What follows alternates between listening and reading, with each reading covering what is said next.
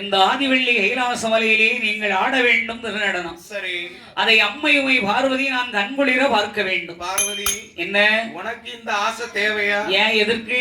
அதாவது என்ன, பக்தர்களின் சொல்லுக்கிணங்க நான் ஆனந்த தாண்டவம் ஆடியது உண்டு. ஆமா, ஆனா நீ கேட்கிறபடி நான் நாட்டியம் ஆடணும்னு வை, அதனால நன்மை இருப்பதில்லை, அனர்த்தம் தான் நிகழும். இது என்ன கதையா போச்சு? சுவாமி, உலக மக்களுக்காக பக்தர்களுக்காக சரி அவர்கள் வேண்டுதலுக்கிணங்க தாங்கள் நாட்டியம் ஆடியிருக்கின்றீர்கள். உங்கள் நாட்டியத்தை ஆடி தில்லை அம்பல நடராஜன் என்ற பெயரும் பெற்றிருக்கின்றீர்கள். சரி, அப்பேற்பட்ட நீங்க என் நாட்டியத்திற்கே தலைவன் உலக மக்கள் எல்லாம் உங்களை பாராட்டுறாங்க. சரி, ஆனால் உங்கள் வாமபாகமாக வீட்டிருக்கக்கூடிய உமை பார்வதி சரி உங்களுடைய நாட்டியத்தை நான் நன்குளிர பார்க்க வேண்டாமா? அதனால நான் நாட்டியம் ஆடணுங்க. நீங்க இன்றைக்கு என்ன நடந்தாலும் சரி, இதுவரைக்கும் நான் உங்ககிட்ட என்னைக்காவது ஏதாவது கேட்டிருக்கிறேனா? இல்ல.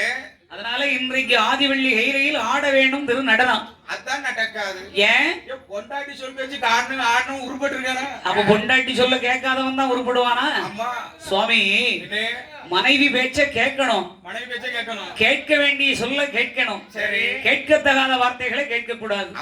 செய்யத்தகாத செயல்களை செய்யக்கூடாது. சரி, அதனால இன்றைக்கு எப்படியும் திங்கள் திருநடனம் ஆட வேண்டும். சரி, தேவியாகிய பார்வதி நான் அதை கண்குளிர பார்க்க வேண்டும். அப்படி என்றால் நான் நாட்டியம் ஆடுறேன் சொல்லுக்கிணங்க. சரி, அப்படி ஆடி அதனால் அனர்த்தம் ஏதும் நிகழ்ந்ததே ஆனால் அத்துணையும் உன்னையும் சேரும். இது நல்லா இருக்க ரொம்ப போச்சே.